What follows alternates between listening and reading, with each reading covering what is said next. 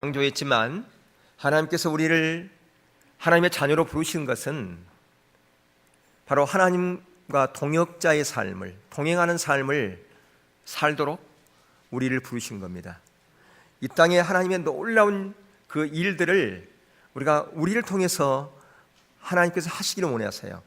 그것을 우리가 사명받았다라고 얘기를 하잖아요. 우리가 생각하기를 사명자 그러면 무슨 목회하는 사람들, 무슨 선교하는 사람들, 선교사나 목회자만이 사명자라고 생각하는 사람이 많아요. 아니에요. 저와 여러분 모두가 다 사명자입니다. 아멘. 우리가 이 사명을 감당한다고 하는 것은 다른 것이 아니라 하나님의 행하심에 동참하는 동역자의 삶을 산다라고 그렇게 말할 수가 있는 겁니다. 바로 이런 동역자의 삶을 살도록, 다시 말하면 주님과 우리의 그 세상에서는 그 동역자 그러면 50대 50을 투자해서 이렇게 일하는 것, 그걸 말하는 거예요. 그러니까 그런 삶을 살기를 원하시는데, 우리는 얼마를 투자하기를 원하시냐? 하나님께서는 0을 투자하기를 원하세요. 하나님께서 다 100을 투자하셨어요. 그러면서 우리를 동역자로 부르셨어요. 근데 이 동역자의 삶을 살려면 가장 필수적인 것 중에 하나가 뭐냐면, 하나님 자신을 구하는 삶이 안 되면 절대로 주님과 동역하는 동역자의 삶이 불가능합니다. 그래서 우리가 지난 시간에 무엇을 살폈냐 하면 하나님 자신을 구하는 삶이 무엇인가라고 하는 것을 살폈어요. 그래서 하나님과 동행하는 삶을 살기 위해서는 하나님 자신을 구하는 삶이 필수인데, 이 하나님 자신을 구하는 삶을 살려면 먼저 무엇을 알아야 되냐 그러면, 단순히 하나님의 도움만을 구하는 삶이 무엇인가, 이게 바로 이스라엘 백성들이 광야 40년 동안에 살았던 삶이거든요. 그것을 3번에 걸쳐서 우리가 살폈습니다. 그래서 오늘날 우리에게 필요한 것은 뭐냐면, 단순히 하나님의 도움만을 구하는 삶을 사는 그 삶에서 하나님 자신을 구하는 삶의 자리로 우리가 전환하는 것이 정말 우리에게 필요합니다. 왜 그러냐 하면, 바로 오늘 설교 제목에 있는 것처럼 PLO에 의한 삶을 살려면 하나님 자신을 구하는 삶이 안 되면 PLO의 삶이 불가능해요. 영어를 써서 죄송합니다만은, P는 play, 바로 pray, 바로 기도한다는 것의 약자예요. 그 다음에 listen의 약자, 그 다음에 obey, 그의 약자입니다. 기도하고, 그 다음에 하나님의 뜻을 알고 순종하는 것. 근데 이것을 이제 좀 쉽게 풀었으면 이런 겁니다. 날마다 하나님 자신을 구하여 나아가는 것이 기도예요. 그러니까 기도한다고 하는 것은, 여러분 기도 그러면 생각할 때 여러분 무엇을 생각하는가요? 지금까지 우리가 살폈어요. 4번에 걸쳐서 살폈습니다. 참다운 기도, 하나님께 나아가는 것은 단순히 나의 도움만을 구하는 것이 기도가 아니라 하나님 자신을 구하는 것이 기도라고 이렇게 말씀을 드렸어요. 왜 그런가를 나중에 볼 거예요. 단순히 하나님의 도움만을 구하는 그 기도는, 그것은 하나님을 불신하는 자리에 있게 하고요, 하나님을 근심케 하고요, 하나님을 화내게 만들고 하나님을 분노케 하고요, 하나님을 경험하지 못하는 자리에 가게 돼요. 그게 왜 그런가를 이제 좀 살펴볼 거예요. 왜 그런가요? 근데 단순히 하나님의 도움만을 구하는 삶이 아니라 하나님 자신을 구하는 것, 그게 기도예요. 그러니까 성경에서 나를 찾고 찾으라, 기도하라 라고 하는 것은 그걸 말하는 거예요. 뭐가 기도라고요? 하나님 자신을 구하여 나오는 것이 기도라고 말이에요. 그게 기도예요. 단순히 하나님의 도움만을 구하는 삶 가운데 있으면 하나님의 뜻, 하나님의 목적, 하나님의 의도, 그거 전혀 모른 채 하나님을 분노케 하고 하나님을 근심케 하고 불신 가운데 있고 불순종 가운데 있게 돼 있어요. 그거 왜 그런가를 볼 거예요. 왜요? 아까 말씀드렸지만 하나님께서 우리를 부르신 것은 하나님과 동역자의 삶을 살도록 하기 위해서 우리를 불러셨단 말이에요. 그러면 하나님의 의도, 하나님의 의중, 이 시대를 향한 하나님의 의도와 의중을 모르면 하나님과 동역자의 삶을 못 살잖아요. 그러면 하나님의 의도와 하나님의 목적을 알려면 하나님 자신을 구해서 나가야 돼요. 그럴 때에 하나님께서 우리에게 말씀하세요. 우리가 감동을 받을 수 있어요. 뭘요? 이 시대를 향한 하나님의 의도와 목적이 무엇인지를 성령의 조명을 통해서 알게 된다 그 말이에요. 거기에 그래서 그 일에 동참하는 것, 그게 바로 순종이에요. 동참하는 것, 그게 뭐냐? 동역자의 삶이에요. 그러니까 동역자의 삶을 살려면, 피에로의 삶을 살려면 하나님 자신을 구하여 나아가고, 하나님 자신을 구하여 나아갈 때 하나님께서 하나님의 의도와 하나님의 의중과 하나님의 목적을 우리 가운데 알려주신단 말이에요. 그것을 알고 그것을 위해서 더 기도할 뿐 아니라 그 일에 동참하는 것, 그 일에 순종하는 것, 이게 바로 동역자예요. 이게 동역자의 삶이라 그 말이에요. 이게 사명을 감당하는 거예요. 그러니까 우리가 사명 감당한다 그럴 때 많은 사람들은 내가 계획 세운 것을 열심히 뭔가를 하면 그것이 사명 감당한다고 그런 생각하는데요, 하나님 자신을 구하지 않고 단순히 몇 가지 하나님의 능력만을 구하는 삶 가운데서는 절대로 사명을 감당할 수 없어요. 그것은 자기 사명이지 하나님의 사명 아니에요. 자기 길을 가는 것이지 하나님의 길을 가는 거 아니에요. 자기 뜻과 자기 목적 구하에 가는 것이지 하나님 뜻과 목적 구하에 가는 거 아니에요. 그것은 동역자가 아니라 자기가 자기의 인생길을 걸어가는 거예요. 주님과 상관없는 삶을 살아가는 거예요. 자기가 자기 인생길을 걸어가면서 하나님께 도움을 때로는 구하기도 하고, 하나님 제가 이런 게 부족한데 이런 게 필요한데 이거 도와주세요. 그게 바로 어떤 누구의 삶이었습니까? 광야에서 이스라엘 백성들의 삶이었죠. 그들이 홍해 앞에서는 그 홍해 그 문제 앞에서 하나님께 부르짖었고요, 물이 없는 곳에서는 물 달라고 아우성이었고, 먹을 것이 없을 때는 먹을 걸 달라고 아우성이었어요. 하나님께서 그들을 사랑하기 때문에 홍해를 갈르시기도 하고 물을 주시기도 하고 만나와 메추라기를 통해서 그들의 먹을 것을 공급했어요. 그러나 그들은 하나님의 의도와 목적을 전혀 알지 못했기 때문에 하나님께서는 그들을 하나님의 그 동역자로 세울 수가 없었고, 그래서 그들은 다 광야에서 다 죽고 이 세대를, 두 번째 세대를 세워서 가나안 땅에 입성하게 만들었다고 말이에요. 왜? 그들이 끝까지 하나님께서 그 하나님의 뜻을 몰랐기 때문에, 하나님의 의도를 몰랐기 때문에 그렇다고 하는 것입니다. 오늘 본문에 등장하는 두 남매가 있죠. 거기에 보면 거기에 마르다와 마리아라고 하는 두 사람이 등장합니다. 그래서 여기서 우리는 뭘 보냐 그러면 두 종류의 섬김을 볼 수가 있어요. 두 종류의 섬김, 마르다의 섬김과 마리아의 섬김을 볼 수 있습니다. 이런 보면 이 마르다가 보면 얼마나 헌신적으로 일합니까? 예수님께서 오셨어요. 예수님 오시면 식사 대접해야 하려고 그런 부엌에서 열심히 일합니다. 예수님이 오시면 예수님 혼자만 온 게 아니에요. 예수님의 제자들도 오고 또 그 주위에 많은 무리들이 있었어요. 그러니까 얼마나 손이 딸려요. 손이 딸리니까 지금 이 마르다의 마음을 이해할 수 있어요. 아니, 마리아가 좀 와서 도와주면 좋겠는데 마리아는 지금 예수님의 발치 앞에서 예수님과 지금 대화하고 있고 예수님의 그 말씀을 듣고 있잖아요. 그러니까 너무너무 속상한 거예요. 그러니까 지금 뭐라 그럽니까? 주여, 내 동생이 내 혼자 일하게 두는 것을 생각하지 아니하시나이까? 그를 명하사 나를 도와주라 하소서. 자매 둘이 있었죠. 남매가 아니라 자매가 둘이 있었는데 지금 한 동생이 이렇게 깍쟁이 짓을 하고 있는 거예요. 지금 도와주면 좋겠는데, 언니를 도와서 지금 일하면 좋겠는데 도와주지도 않고 지금 예수님의 발치에서 예수님 말씀만 듣고 있으니까 얼마나 속상하겠어요. 그러니까 예수님에게 지금 이런 말씀을 하고 있는, 이런 지금 건의를 드리고 있는 거예요. 지금 누가요? 마르다가. 근데 이 마르다의 헌신도 매우 헌신적이고 중요합니다. 필요합니다. 필요 없다는 것이 아니에요. 근데 그 헌신의 특징은, 마르다의 헌신 특징은 뭐냐면 임의적인 헌신이었다는 거예요. 분주함 가운데 있었다 그 말이에요. 마음이 분주했어요. 마음이 분주한 여러 가지 일로 인해서 마음에 근심이 있고 염려가 가득했다 그 말입니다. 여러분, 우리가 이러한 섬김은요, 이런 마르다의 섬김은 마음속에 분주함과 염려함, 이게 있는 거, 진정한 섬김이 되지 못해요. 마음이 분산됨이 있습니다. 이런 섬김 가운데 있으면요, 마음이 분산돼요. 하나님께 집중하지 못합니다. 하나님의 그 뜻을 알지 못해요. 하나님의 그 기도 가운데서 하나님의 의도와 목적을 성령의 조명을 통해서 감동을 받지 못해요. 반면에 마리아는 어떤 자세로 있었는가요? 예수님의 발 앞에 앉아서 예수님의 말씀에 귀를 기울이고 있었어요. 다시 말하면 예수님 또는 하나님의 의도와 의중을 알기를 갈망함 가운데 있었다 그 말이에요.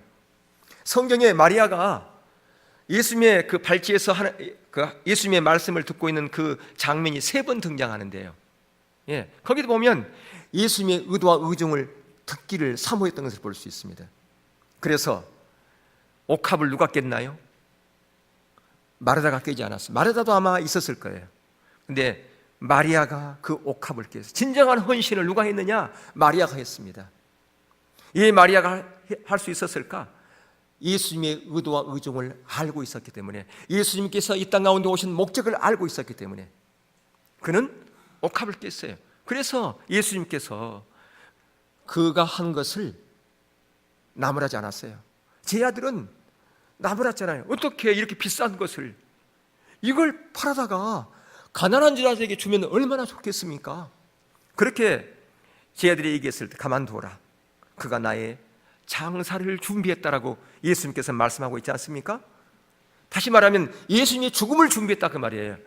제 아들은 3년 반 동안 예수님을 쫓았지만, 예수님께 교육을 받았지만 예수님의 의도와 목적을 몰랐어요. 왜 이 땅 가운데 오신지를 몰랐어요. 십자가를 지는 것을 몰랐어요. 근데 마리아는 알고 있었어요. 왜 알고 있었을까요? 예수님의 발치에서 계속해서 예수님의 의도와 의중을 알기를 사모하고 그분의 음성을, 그분의 말씀을 하나도 놓치지 않았기 때문에 알았단 말이에요. 제 아들도 몰랐는데 마리아는 알았어요. 예수님께서 우리를 위해서 이 땅 가운데 제물이 되실 것을 알았단 말이에요. 죽으실 것을 알았단 말이에요. 그래서 그가 그 비싼 옥합을 깨서 그 향유, 그것을 예수님의 팔에다 바르고 자기 머리카락으로 씻은 거예요. 바로 이렇게 하나님의 의도와 의중을 아는 것, 그것이 바로 진정한 섬김이에요. 그게 바로 귀한 것이에요. 그래서 성경에서는 그것을 기록하고 있는 것을 볼 수 있는 거라 그 말입니다. 바로 요한복음 12장 3절에 보면 그 향유 냄새가 온 집안에 가득했다라고 돼 있어요. 온 집안에. 이런 헌신, 이런 섬김은 온 집안이 향유로 가득한 거예요. 진정한 섬김은 많은 사람들에게 감동을 주게 되는 겁니다. 많은 사람들에게 영향력을 행사하는 겁니다. 많은 사람들을 변화시키게 되는 거예요. 그래서 어떤 사람은 마리아를 가리켜서 마리아 같은 사람을 발의 물이다 이렇게 불러요. 발의 물이. 저와 여러분이 이렇게 발의 물이 되기를 하나님께서는 원하고 계시는 겁니다. 주님 앞에 엎드려서 주님 앞에 무릎 꿇고 주님의 그 음성을 듣기를 원하는, 주님의 뜻을 듣기를 원하는, 주님의 의도와 의중을 듣기를 원하는 그런 갈망함이 오늘 저와 여러분이 있기를 주님께서 원하고 계신다 그 말이에요. 왜 그럴까요? 그게 바로 동역자의 삶의 첫 출발이기 때문에 그렇습니다. 순종의 첫 출발이기 때문에 그렇습니다. 여기 마르다와 같은 그 섬김의 특징이 바로 분주함과 염려와 근심이라면, 마리아의 그 섬김의 특징은 평안과 안식이에요. 이런 섬김에서는 평안과 안식이 있어요. 그 옥합을 깨도 아깝지 않아요. 그게 기쁨이에요. 그게 특권이에요. 예수님의 장사를 준비할 수 있었다고 하는 그것 때문에 그는 얼마나 큰 기쁨이었겠습니까? 그는 그 옥합을 깨도 하나도 아깝지 않아요. 그러나 마르다의 헌신은요, 자기가 할 수 있는 범위 내에서만 합니다. 옥합을 깨지 못해요. 대가가 지불할 수 없어요. 그 비싼 것을 내가 어떻게 깨? 부들부들 떨어요. 그러나 자기가 할 수 있는 범위 내에서는 합니다. 그러나 더 이상은 하지 못하는 거예요. 그게 바로 마르다와 마리아의 섬김의 특징이라고, 그 차이라고 하는 것을 볼 수가 있습니다. 다시 말해서 하나님께서는 우리를 하나님의 동역자로 불렀는데, 그 진정한 동역자는 옥합을 깨는 자리까지 갔을 때 그게 동역자예요. 진정 하나님 행하심을 보고 어떠한 대가가 지불된다 할지라도, 어떠한 손해가 온다 할지라도 내가 주님의 그 행하심에 동참하겠습니다, 순종하겠습니다. 바로 그런 마리아를 지금 찾고 계신다 그 말이에요. 마르다 같은 사람들은 많이 있어요. 그러나 마리아 같은 사람들은 그렇게 많지 않습니다. 우리가 주님 앞에 해야 할 일은 그렇기 때문에 주님 앞에 엎드려서 그분 자신을 구하고 그분을 사랑하는 그런 자리에 있기를 원하는 것이 우리가 해야 될 몫이다 그 말입니다. 그것이 우리의 목적이요, 우리가 해야 될 한 가지예요. 그게요. 바로 다윗이 하나님 앞에 소원을 빌었던 것은, 하나님 앞에 기도했던 것은 바로 그것이 한 가지, 다윗의 한 가지 소원은 바로 그것이었어요. 여러 가지 소원 중에 하나가 아니라 유일한 자기의 소원 한 가지가 바로 주님의 앞에 그렇게 머물러 있는 것, 그분을 구하는 것, 그것이 자기의 소원이었다 그 말이에요. 그래서 우리가 주님의 그 인도를 따라서, 그분의 감동을 따라서 그분께서 말씀하시는 것을 나의 것으로 여기고 그렇게 순종하는 자로 가는 것, 그것이 바로 우리의 인생길이라 그 말입니다. 여러분, 우리가 주님과 올바른 관계까지 있지 않으면 마음이 분주할 수밖에 없고요, 마음이 나눠질 수밖에 없습니다. 하나님과 온전한 관계 가운데 있으면, 아까 말씀드렸잖아요, 마리아가 하나님과 온전한 관계 가운데 있었기 때문에 그는 평안했어요. 그는 옥합을 깨도 기뻤어요. 그러나 우리가 분주함 가운데 있으면요, 복잡하면 그것은 어떤 증거인가? 하나님과 온전한 관계 가운데 없기 때문에 그렇다고 하는 거예요. 하나님과 온전한 관계 가운데 없으면 우리가 마음이 나눠지고 분주할 수밖에 없습니다. 이것도 하고 저것도 하고 할 것이 너무너무 많아요. 집중이 안 돼요. 하나님 앞에 집중이 안 되는 겁니다. 하나님에 대한 신뢰도 없고 또한 거기에 따라서 어떤 열매도 없는 거죠. 그러다 보면 어떤 일을 진행할 때 내 방법이 앞서고요, 내 생각이 앞서고 내 경험이 앞설 수밖에 없습니다. 우리의 생각, 우리의 경험 내려놓고 하나님께서 무엇을 원하는가, 그것을 먼저 바라보고 그분이 원하는 대로 우리가 그렇게 따라가는 것인데 그게 안 되어진다 그 말입니다. 그래서 예수님은 마르다에게 뭐라고 얘기합니까? 마르다야, 마르다야, 한 가지만 족하다. 많은 것들이 있는데 한 가지만 족해. 그 한 가지가 뭐라고 그래요? 한 가지가요, 주님 앞에 머물러서 그분의 음성을 듣는 것, 그분의 말씀을 듣는 것, 그거 한 가지만 좋게, 그것이 가장 소중해. 그렇게 지금 예수님께서 말씀하지 않습니까? 그렇기 때문에 우리가 피에로의 삶을 위해서 날마다 하나님 앞에 서는 것이 중요합니다. 피에로의 삶을 살려면, 주님이 원하시는 동역자의 삶을 살려면 하나님의 자신을 구하고 그분의 뜻과 그분의 목적을 알아 그 일에 동참하는 그 피에로의 삶을 살려면 가장 먼저 해야 될 일이 뭐냐면 우선적으로 주님 앞에 머물러 있는 시간이 있어야 돼요. 그게 없이 절대로 피에로의 삶을 살지 못합니다. 이 시간이 없이 주님과 동행하는 삶은 절대로 불가능합니다. 우리의 삶의 모델인 예수님이 바로 이런 삶을 사셨던 것을 볼 수 있습니다. 누가복음 한번 볼까요? 누가복음 5장 16절 17절. 예수는 물러가서 한적한 곳에 기도하시니라. 하루는 가르치실 때에 갈릴리의 각 마을과 유대와 예루살렘에서 온 바리새인과 율법 교사들이 앉았는데 병을 고치는 주의 능력이 예수와 함께 하더라. 여기서 어디서 기도했다고요? 한적한 곳에서.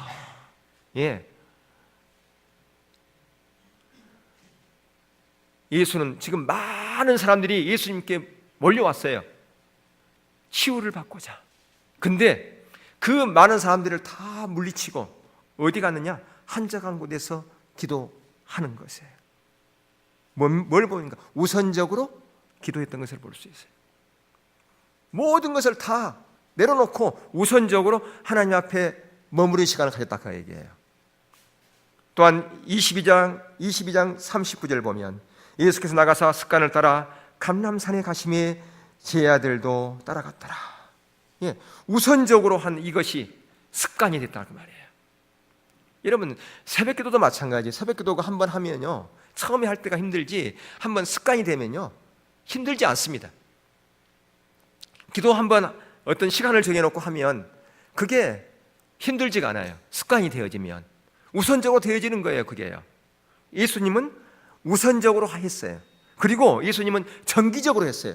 가장 먼저 우선적으로 했고, 그러니까 모든 지금 어떻게 보면 사람들이 많이 지금 예수님께 몰려왔단 말이에요. 치유받고자. 그러면 먼저 치유해 줘야 되잖아요. 근데 그 많은 사람들을 다 뒤로 한 채 우선적으로 뭐하러 가셨냐? 기도하러 가셨다는 말이에요. 그리고 그것을 한 번만이 아니라 정기적으로 하신 것을 볼 수 있습니다. 바로 하나님 앞에 그것이 우리의 건강한 일상이 되어야 된다 그 말이에요. 건강한 일상이 되어야 돼요. 예수님이 습관을 쫓아서 기도했던 것은 바로 이것은 건강한 일상이었다, 그걸 볼 수가 있는 것이죠. 더 나아가서 예수님은 어디서 기도했는가? 한적한 곳에서 기도했던 것을 볼 수가 있습니다. 마태복음 1장 35절에 보니까 새벽 아직도 밝기 전에 예수께서 일어나 나가 한적한 곳으로 가사 거기서 기도하시니. 한적한 곳, 여러분, 한적한 곳은 어디입니까? 골방입니까? 예, 물론 골방이 있으면 좋지요. 그런데 골방이 없을 수도 있어요. 이 한적한 곳이라고 하는 것은 다른 사람으로부터 방해받지 않고 다른 것으로부터 방해받지 않는 곳이 한적한 곳이에요. 예, 눈앞에 TV가 켜놓고 한적한 곳이겠습니까? 전화기 앞에서 기도하면 그게 한적한 곳이겠습니까? 전화 소리 들리고 카톡 그러면 궁금해, 기도하다가 누가 카톡 보냈지? 이 한적한 곳이 못 되는 거예요. 예, 그러니까 방해받지 않는 곳, 그게 어디예요? 한적한 곳이라 그 말이에요. 한적한 곳이, 그러니까 여러분의 일상 가운데서 주님과 일상적으로, 그러니까 날마다 우선적으로 습관을 쫓아서 정기적으로 방해받지 않는 그런 한적한 곳이 여러분의 삶 가운데 있기를 주님으로 축복합니다. 그리고 그것으로 독한 게 아니라 예수님께서는 충분한 시간을 드렸어요. 누가복음 6장 12절에 보면 이때 예수께서 기도하시러 산으로 가사 밤이 새도록 하나님께 기도했다고 볼 수 있어요. 밤이 새도록. 물론 오늘날 현대인들이 밤이 새도록 기도하는 것이 그렇게 쉽지 않습니다. 밤이 새도록 기도 못한다 할지라도 충분한 시간을 들여서 기도하라, 그 얘기입니다. 충분한 시간을. 예, 충분한 시간 기도, 여러분 잘 안 되죠. 기도하는데 야, 상당히 좀 기도 내가 했다 생각하는데 보니까 시계를 보면 얼마 지났어요? 5분. 한참 지난 것 같은데 보니까 10분밖에 안 됐어. 예, 처음에는 그럴 수 있어요. 그게 한 번에 되지 않아요. 그게 습관이 되어지고 그게 한 번, 두 번 되어지면 10분, 20분 금방 지나가는데 그게 안 하다 하면 왜 이렇게 시간이 그렇게 안 가는지 모릅니다. 헨리 블리카이 목사님께서 영적 리더십이라는 책에 이런 얘기를 해놨어요. 리더가 확보할 시간에 가장 첫 번째로 거기에 확보할 시간은 뭐냐? 하나님과 충분한 시간을 갖는 것이다. 리더가 갖춰야 될 덕목 중에 하나가 하나님과 어떤 시간을 갖는다고요? 충분한 시간. 저와 여러분 모두가 다 영적인 리더 아닙니까? 저 여러분 모두는 다 영적인 리더예요. 영적인 리더이기 때문에 하나님과 충분한 시간을 가질 수 있기를 주의 이름으로 축복합니다. 두 번째, 우리가 피에로의 삶을 살려면 하나님 자신을 구하여 하나님 앞에 서야 돼요. 이게 가장 우선순위 첫 번째라 그 말이에요. 지난주에 우리가 살폈던 하나님 자신을 구하는 삶, 그게 우리의 삶의 패턴이 된다 그 말이죠. 근데 여러분, 하나님 자신을 구하는 삶으로 나아가려면 우리 가운데 내려놔야 될 게 있어요. 그게 뭐냐? 염려와 근심. 이게 내려져야 돼요. 염려와 근심이 안 내려지면 하나님 자신이 구하지가 않아요. 왜 그럴까요? 하나님 자신을 구하러 나가도 이 염려와 걱정, 문제거리가 눈앞에서 아른아른거린다 그 말이에요. 그러니까 그것을 다 뭐예요? 내려놓고 하나님 앞에 서야 된다 그 말이에요. 하나님 자신을 구해서 나가려면 모든 염려, 근심, 이 모든 것들을 다 내려놔야 되는 것이에요. 베드로전서 5장 7절에 보면 너희 염려를 다 주께 맡기라, 이는 그가 너희를 돌보심이라, 그렇게 말씀하고 있어요. 하나님께서 우리를 다 보살피고 계신다 그 말이에요. 우리의 다 처지를 알고 계신다 그 말이에요. 그러니까 하나님께서 다 알고 계시니까 그거 그냥 내려놓고 하나님께 나가. 하나님 다 알고 계시잖아. 하나님께서 다 안다는 것은 뭐냐면 하나님께서 그 부분을 다 알고 계신다. 우리가 기도하지 않아도 하나님 내가 이거 큰일 났어요, 그 말하지 않아도 하나님 뭐 하신다고요? 알고 계신다고. 예요. 그분이 우리 아버지니까 알고 계신다 그 말이에요. 그러니까 그건 내려놔, 모든 염려를 내려놔, 하나님이 다 알고 계셔, 그 얘기다 그 말이에요. 빌립보서 4장 6절에 보면 아무것도 염려하지 말고 오직 모든 일에 기도와 간구로 너희의 구할 것을 감사함으로 하나님께 아뢰라 그렇게 했어요. 예, 모든 염려 내려놓고 기도하면 감사할 수밖에 없어요. 왜? 하나님께서 아시니까. 하나님이 아시니까 구할 것을 감사함으로. 여러분, 감사는 언제 하지요? 문제 해결됐을 때, 내게 좋은 일이 있을 때, 그럴 때는 감사하지 않습니까? 예. 근데 범사에 감사하는 것은 쉬워요, 어려워요? 어렵지요. 왜 범사에 감사가 안 되는가? 이게 안 되니까. 모든 염려를 주께 못 맡기니까 범사에 감사가 안 된다 그 말이에요. 하나님은 아신다. 나의 처지와 형편 하나님을 아신다. 그러니까 내가 감사하리라. 성경은 그거 얘기하는 거 아닙니까? 그러니까 범사에 감사하는 것이죠. 예. 그래서 우리가 하나님 자신을 구하여 나갈 때 해야 될 몇 가지가 있는데 그 중 하나가 뭐다? 모든 염려를 내려놓는 것이다 라고 하는 거예요. 여러분, 우리가 모든 염려에 휩싸여 있으면 하나님 자신이 절대로 구하는 자리로 못 갑니다. 염려는 우리가 환경을 바라보고 의지하는 데서 나온 것이에요. 염려는 어디서 나온 거라고요? 우리가 환경 바라보고 문제 바라보기 때문에 염려가 있는 거라 그 말이에요. 여러분, 벽이 있는데 벽 뒤를 보려면 어떻게 해야 됩니까? 고개를 들어서 벽 뒤를 봐야 되죠. 이 벽 앞에서 아무리 뒤에 보려고 해도 절대 안 보이는 거예요. 환경 너머를 보려면 환경을 보지 않고, 예, 환경 넘어서 볼 수 있는 그 눈을 가져야 된다 그 말이에요. 벽이 있는데 그 벽만 보면 이 벽 때문에 벽 뒤에가 절대로 안 보이는 겁니다. 그렇기 때문에 중요한 것은 하나님을 신뢰하는 것이 필요해요. 하나님을 신뢰 못하는 것은 바로 이 벽 앞에 벽만 바라보는 것이에요. 환경만 바라보는 거예요. 왜? 신뢰가 안 되기 때문이라 그 말입니다. 여러분, 하나님의 뜻은 항상 온전해요. 하나님의 뜻은 항상 온전해요. 지금 내가 어려움 가운데 있다 할지라도 하나님께서는 이 어려움은 그냥 준 게 아니다. 하나님의 뜻은 항상 온전하다. 하나님은 합력하여 선을 이루신 분이다. 이 어려움, 이 고난, 이것은 그냥 주어진 게 아니다. 하나님 분명한 하나님의 뜻이 있을 것이다. 이것 때문에 염려하고 불평할 것이 아니라 하나님 왜 이런 문제가 저 앞에 닥쳤습니까? 그 이유가 뭡니까? 하나님 말씀해 주세요. 내가 모르는 것이 있다면 내가 보게 해 주세요. 하나님께서 이 환난을 통해서 이 고난을 통해서 저 믿음을 단련시키는 것입니까? 그래서 정같이 저를 나오게 하시려고 그런 겁니까? 욥이 고백한 것처럼. 아니면 혹시 저의 삶에 문제가 있습니까? 보게 해주세요. 그렇게 겸손한 자세로 나가야지요. 그랬을 때에 바로 이 고난 뒤에, 이 아픔 뒤에, 이 고통 뒤에, 문제 뒤에서 일하고 계시는 하나님을 볼 수 있는 겁니다. 그렇지 않고서는 이 환경만 보이지 주님의 일하심은 전혀 보지 못하는 거예요. 여러분, 하나님은 신실하신 분이고 약속한 것은 반드시 지키는 신실하신 분이다라고 하는 거예요. 하나님의 약속은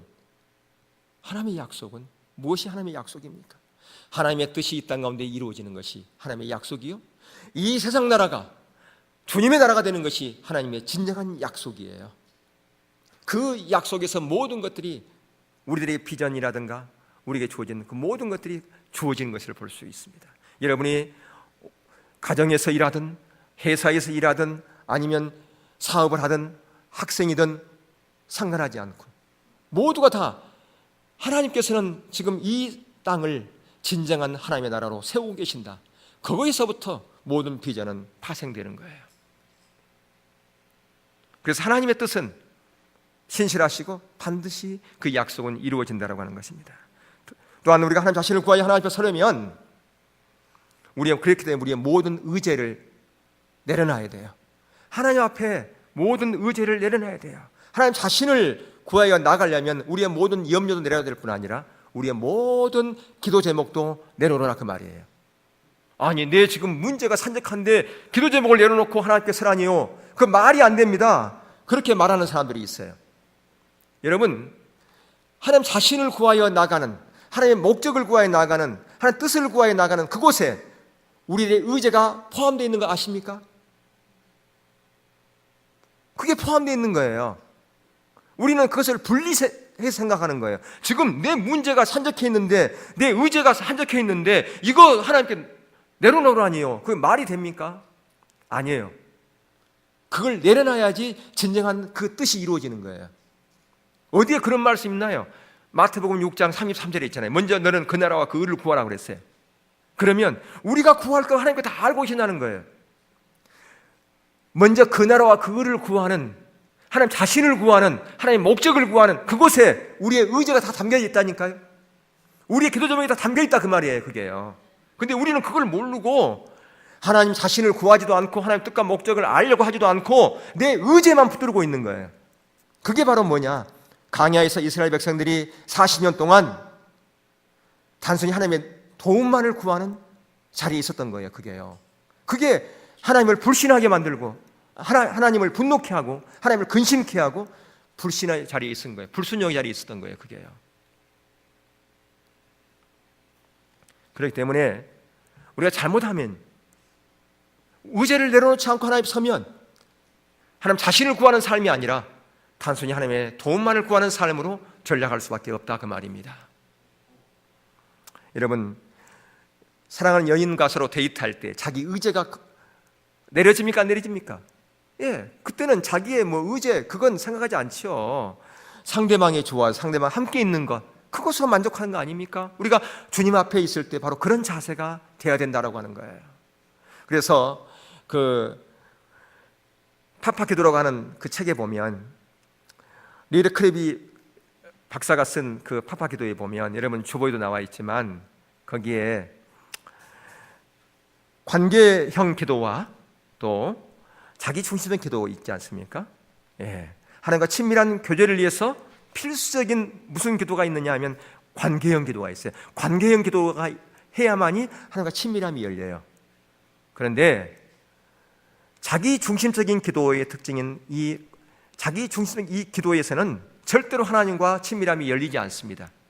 여기 보면요, 자기 중심적인 기도에도 뭐가 있는가? 간청이 있어요. 그러니까 이것은 무엇부터 시작하느냐? 간청부터 시작하는 거예요.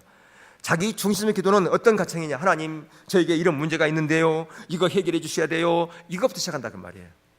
이건 잘못된 기도라고 하는 것이죠. 예. 온전한 기도는 그 옆에 관계, 하나님과 관계를 맺는 것부터 시작되는 거예요. 하나님과 친밀한 관계를 맺는 것으로부터 시작돼요. 하나님과 친밀한 관계가 되어지려면 가장 먼저 하나님 자신을 구하는 자리로 가야 돼요. 그래야 하나님과 관계가 맺어지는 겁니다. 이 간청, 단순히 자기의 도움만을 구하는 거, 이것은 단순히 하나님의 도움만을 구하는 광야에서 이스라엘 백성들이 했던 것과 똑같은 거라고 말이에요. 그리고 여기도 중보가 있어요. 중보기도. 다른 사람을 위해서 기도하기도 하고 목회자를 위해서 기도하기도 하고 교회를 위해서 기도하기도 합니다. 근데 이 기도는 다 자기 유익을 위해서 하는 거예요. 예를 들면 주님, 우리 목사님 성령 충만 받고 말씀에 기름 부음 부어가지고 제가 예배 때에 은혜 받게 하시고 치유 기름이 부어져서 제 질병이 있는데 그 질병 낫게 해주세요. 결국 누구를 위한 기도예요? 자기를 위한 기도예요. 그게요. 그 중보 기도를 하는데 결국은 초점이 누구에게 있느냐? 자기에게 있다 그 말이에요. 예. 그리고 감사도 있지요. 감사. 근데 이 감사는 조건적인 감사고 누구나 할 수 있는 감사예요. 그게 이루어지면 감사하는 거죠. 예. 그리고 여기도 예배가 있어요. 예배가 없는 거 아니에요.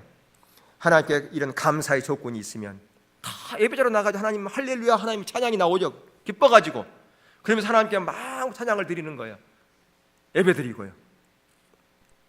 그러면서 하나님께서 말씀하시면 제가 할게요. 그때서 이제 관계를 맺으려고 하는 거예요.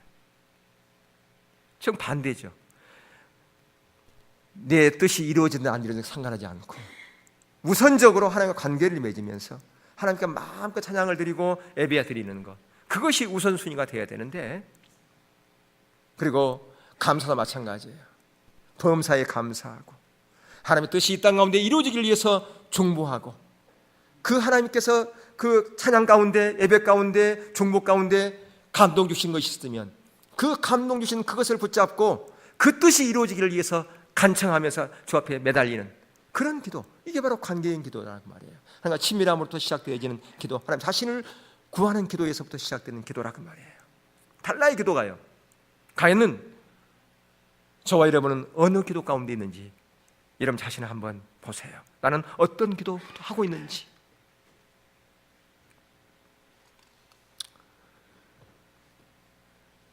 그래서 우리가 하나님을 예배함으로 나가는 것이 중요해요. 피에로의 삶을 살려면 세 번째, 하나님을 예배함으로 나가야 됩니다. 하나님 자신을 구하여 나갈 때 가장 먼저 예배함으로 나가는 거예요. 그럼 예배함이 뭔가? 혼돈을 줄이기 위해서 제가 말씀드릴게요. 우리가 아까 여기 앞에서 인도자가, 예배 인도자가 예배 드리겠습니다 하면서 찬양을 불렀죠. 예, 이건 찬양하겠습니다 하면 안 돼요. 예배 드리겠습니다 하고 들어가는 거예요. 왜요? 예배가 오늘 예배 중에 가장 핵심은 뭔지 아세요? 설교가 아니에요. 뭐가 핵심이냐? 찬양이. 아까 처음에 우리가 경배했던 경배가 예배의 핵심이에요. 여러분 그걸 잘 아셔야 돼요. 예배의 핵심은 찬양과 경배가 예배의 핵심이다 그 말이에요. 그러니까 처음에 딱 들어갈 때 예배 드리겠습니다 하면서 딱 들어가는 거예요. 찬양하겠습니다 하면 안 돼요. 이게요. 찬양 부르는 게 아니거든요. 예배 드리는 거니까.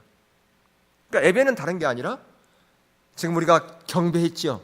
그게 예배의 핵심이에요. 우리가 종보기도 할 때도 마찬가지예요. 종보기도 할 때 우리 찬양을 부르지 않습니까? 처음부터? 그건 예배 드리는 거예요. 그게요. 종보기도 할 때는 몇 곡의 찬양을 부르더라. 아니라는 거예요. 예배 드리고 하는 거예요. 예배 드리고. 예배 먼저 드리는 거예요. 그리고 하나님께 인도 따라서 기도하는 거야 말이에요. 그러니까 예배 드리는 거. 하나님 자신을 구하여 나갈 때는 먼저 뭐 하라? 예배 드리라는 거예요. 충분히 찬양 경배를 하라는 거예요. 그게 예배니까. 하늘나라에 가면 어떤 게 예배인가요? 찬양과 경배가 예배예요. 하늘나라의 예배의 핵심이에요.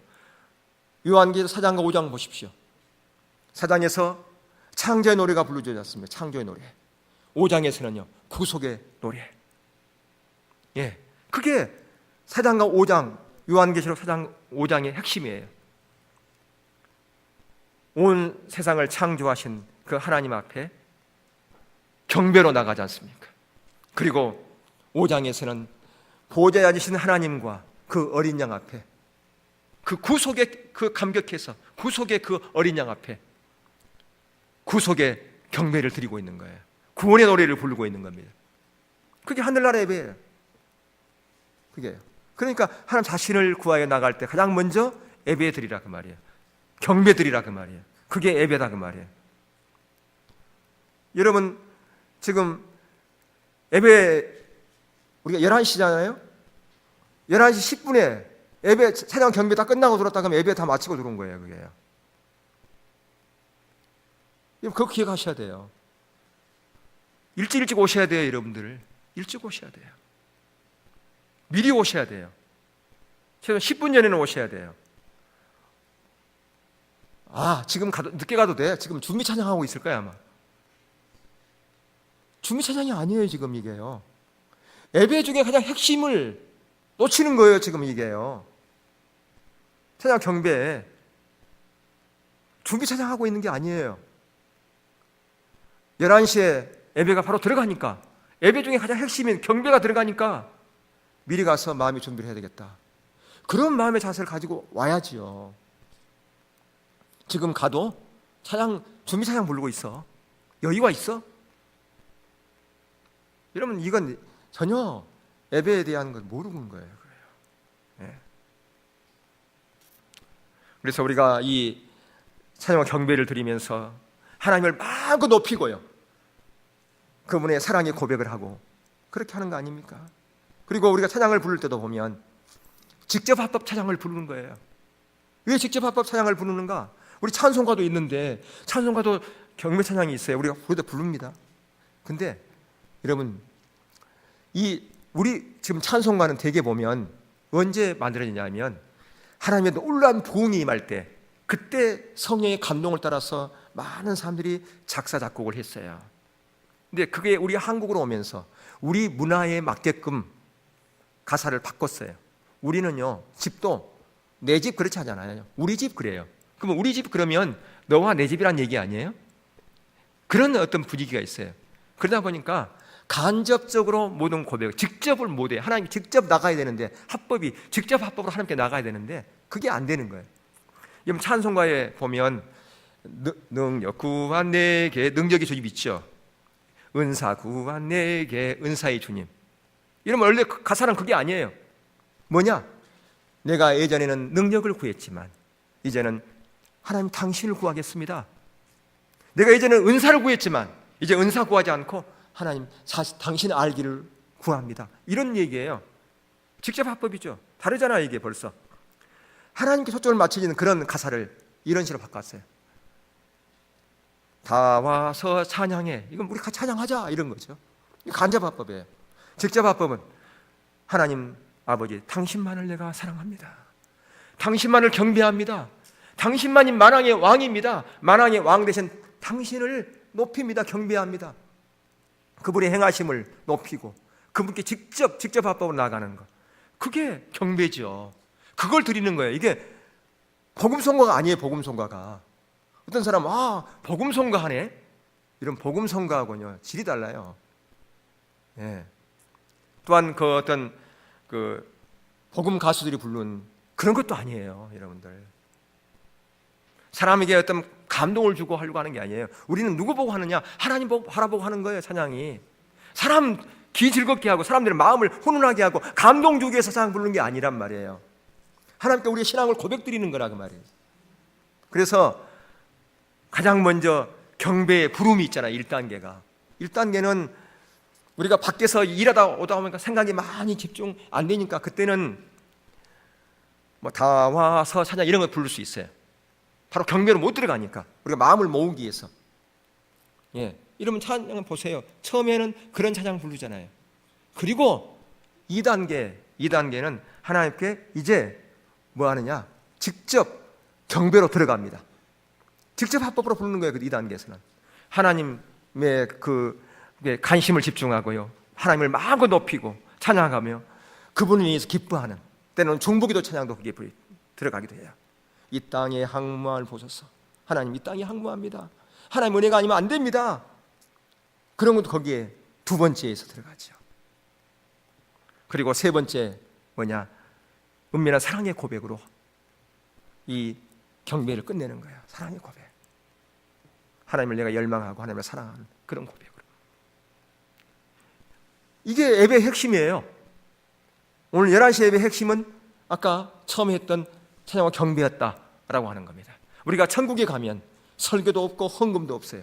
강구 시간도 없어요. 뭔만 있느냐? 경배만 있어요. 여러분 요한계시록 보세요. 4장 5장. 경배만 있는지 없는지.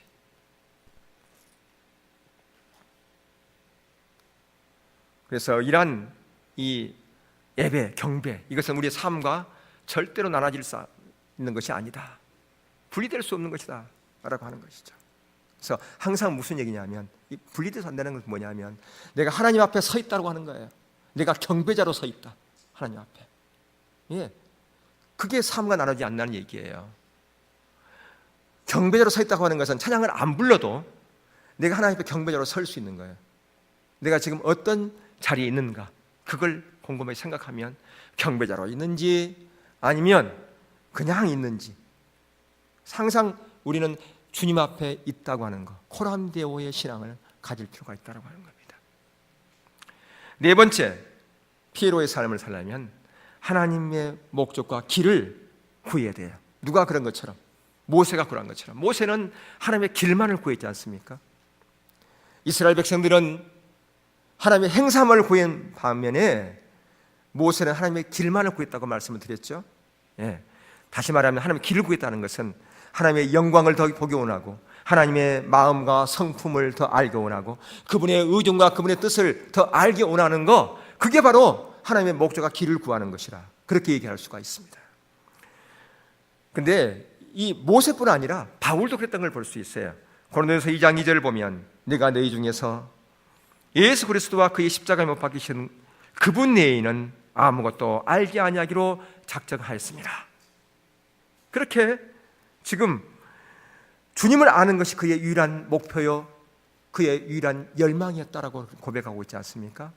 모세도 마찬가지잖아요. 출애굽기 33장 13절에 보면 내가 참으로 주의 목전에 은총을 입어 싸우면 은하건대 주의 길을 내게 보이사 내게 주를 알리시고 나로 주의 목전에 은총을 입게 하시며 이 족속을 주의 백성으로 여기소서.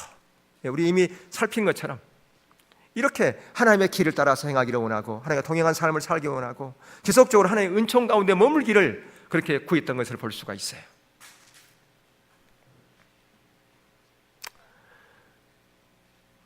아까도 말씀드렸지만 하나님과 하나님의 목적 길을 알기를 구하는 것에는 우리가 처해 있는 우리의 처지와 상황, 그 모든 것이 하나님의 길과 목적에 포함되어 있는 겁니다.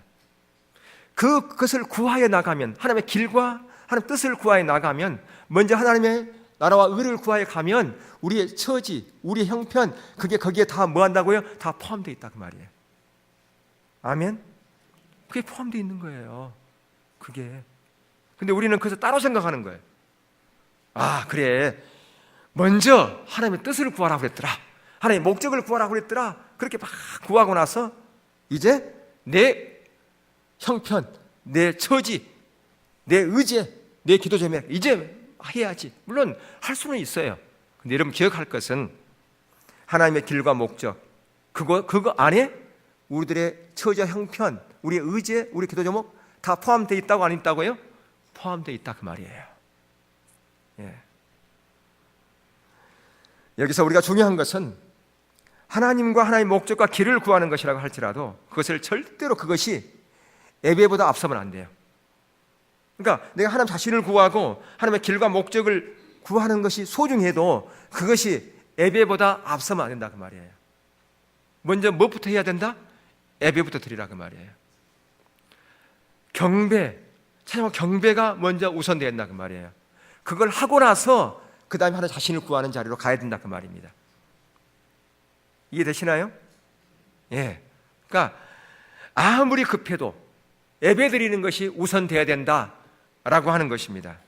그리고 왜 그러냐 그러면 이게 안 되면 우리가 강박관념에 사로잡힐 수가 있어요. 그러니까 이게 안 내려지면, 자기 의지가 안 내려지면요, 하나님 자신을 구한다고 하면서도 계속해서 자기에게 지금 짓누르고 있는 것은 뭐냐? 자기 문제, 자기 의지, 자기 형편, 이게 계속 자기를 누르고 있어요. 이게 안 되면, 그러니까 무슨 얘기냐면 예배를 충분히 드리면, 찬양 경배를 충분히 하는 그런 자리에서 하나님 자신을 구하여 나가지 않습니까? 그러면 자기 의지가 내려져요. 하나님, 내 문제 해결 안 돼도 해요. 내 뜻 안 이루어져도 돼요. 주님만 알기를 원해요. 이렇게 되는 거예요. 이게요. 그러니까 뭐가 먼저 돼야 된다? 예배가 먼저 돼야 된다 그 말이에요. 그러면 하나님께서 뭐라고 그러겠어요? 그래, 네 의지는 내가 그냥 놔두고 내 뜻만 구하는 그것만 알려줄게 그러겠습니까? 자녀가, 부모가 어려운데 어려우니까 이놈이 몰래 알바를 한 거예요. 신문을 돌린 거예요. 그래가지고 모아가지고 가지고 왔어. 그러면 어떻게 할 것 같아요? 여러분, 부모라면. 예. 근데 어떤 애는 어려운데 그건 상관하지 않아. 자기가 지금 필요한 거 어떻게 해서든지 지금 그것을 지금 빚쟁이가 지금 계속 재촉하고 힘들게 하니까 모아가지고 그거 갚으려고 모아놨는데 그거 그냥 훔쳐가지고 갖고 와버렸어요. 어떻게 뺏어가지고 그거 뺏어갔어. 부모라면 어떨 것 같아요?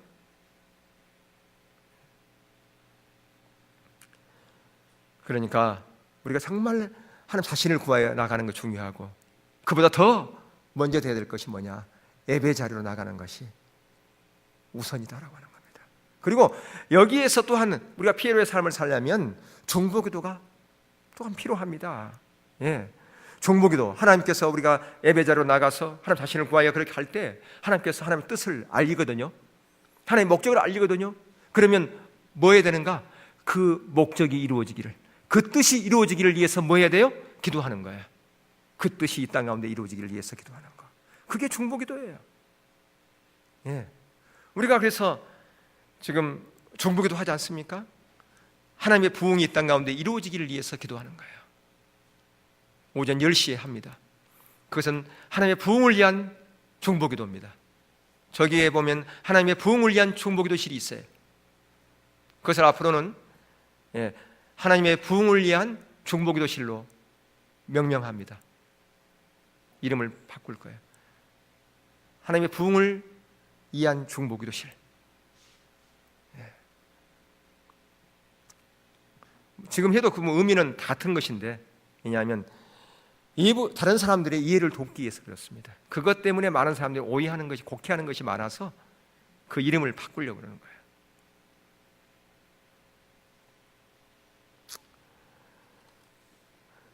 더 나아가서 피로의 삶을 살려면 순종이 필수예요. 하나님께서 말씀하신 것을, 그것이 이 땅 가운데 이루어지기를 위해서 기도할 뿐 아니라 그 뜻에 기쁨으로 동참하는 것, 그게 순종이죠. 근데 이 순종이 되려면 두 가지가 반드시 필요해요. 뭐냐 하면 대가 지불이 있어야 되고요, 스티그마를 져야 돼요. 내가 어떤 손해가 온다 할지라도 하나님 뜻이니까 내가 이 뜻에 순종하겠습니다 하는 대가 지불이 있어야 되고요, 또 하나는 스티그마를 져야 돼요. 스티그마가 뭐냐? 바울이 내 안에 예수의 흔적을 찾느라, 흔적을, 성경에 우리말 성경에 흔적이라고 되어 있어요. 예수의 흔적. 근데 이게 스티그마인데, 스티그마는 뭐냐면, 헬라 스티그마는 중세시대 때에 제수들한테 얼굴에다가 도장을 찍어버린 거예요. 불도장을. 이게 스티그마예요. 스티그마. 수치의 요소죠. 수치의 요소. 우리가 주님의 길을 가다 보면요, 오해의 소지가 있고요, 때로는 수치가 있고요, 때로는 그것 때문에 핍박이 있고, 그것 때문에 손해가 있고 그래요. 그게 스티그마예요.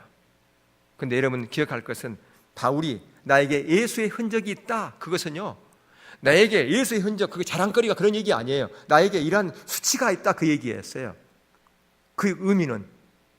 근데 내가 주님 따라가다가 오해받고, 주님 따라가다가 불이익당하고, 주님 따라가다가 핍박당하고, 또한 좋은 소리 못 듣고 욕먹고, 그것은요 특권이에요. 특권. 그게 스티그마예요. 그게 스티그마라 그 말입니다. 바로 바울은 그것을 특권으로 얘기했어요. 내가 예수 때문에 주님 일에 내가 순종하다가 받는 그러한 스티그마는 나에게 주신 하나님의 특권이다. 그 특권 하나는 뺏기지 않으리라. 사람들은요 그런 스티그마를 지지 않으려고 그래요. 예수 때문에 내가 욕먹고, 예수 때문에 불이익당하고, 예수 때문에 내가 어떻게 보일까, 그런 것 때문에 자기를 포장합니다. 예수 안 믿는 사람처럼 포장을 해요. 불이익 안 당하려고. 여러분, 예수 믿는 것 때문에 여러분이 불이익 당했습니까? 회사에서 예수 믿는 것 때문에 핍박받았습니까? 기뻐하세요. 그게 특권입니다. 하나님의 백성의 특권이에요. 그게요. 그걸 자랑으로 여기셔야 돼요. 그게요. 그게 창피한 게 아닙니다. 내가 주님 때문에 손해봤다면 그것은 특권이에요. 믿는 사람만이 할 수 있는 특권이라 그 말입니다. 우리가 이렇게 피해의 삶을 살려면 이런 대가 지불이 있고 이런 스티그마를 쳐야 돼요. 그래야 진정한 하나님을 경험할 수 있는 거고요, 우리의 삶 가운데 하나님의 놀라운 성취를 이루고요, 거기서 진정한 영광을 경험하고 보람 있는 인생을 살아갈 수 있는 거예요. 이게 진정한 보람 있는 인생이에요. 하나님 앞에 섰을 때도 하나님 떳떳하고요, 하나님 내가 이 땅 가운데서 세상으로부터 손해보고 핍박당하고 여러 가지 말을 했지만, 그런 내가 주님 때문에 그것을 기쁨으로 여기고 어떤 대가가 집을 낼라 할지라도 내가 주님의 뜻에 순종하여 이 자리에 왔습니다. 그래야 되지 않겠습니까? 그게 바로 우리의 인생이죠. 그게 바로 믿는 자들의 바른 자세이죠. 하나님께서 바로 그렇게 우리를 부르고 계신다고 말입니다. 여러분이 바로 이러한 하나님 자신을 구하는 그 피, 그리고 하나님의 뜻을 아는, 듣는 그 엘, 그리고 그 뜻에 온전히 동참하는, 순종하는 그 오, 그 일의, 그 피에로의 삶을 살아감으로 말미암아 하나님께서 이 땅 가운데 이루시려고 하는 하나님의 놀라운 그 목적을 여러분을 통해서 이루어갈 수 있기를 주의 이름으로 축원합니다.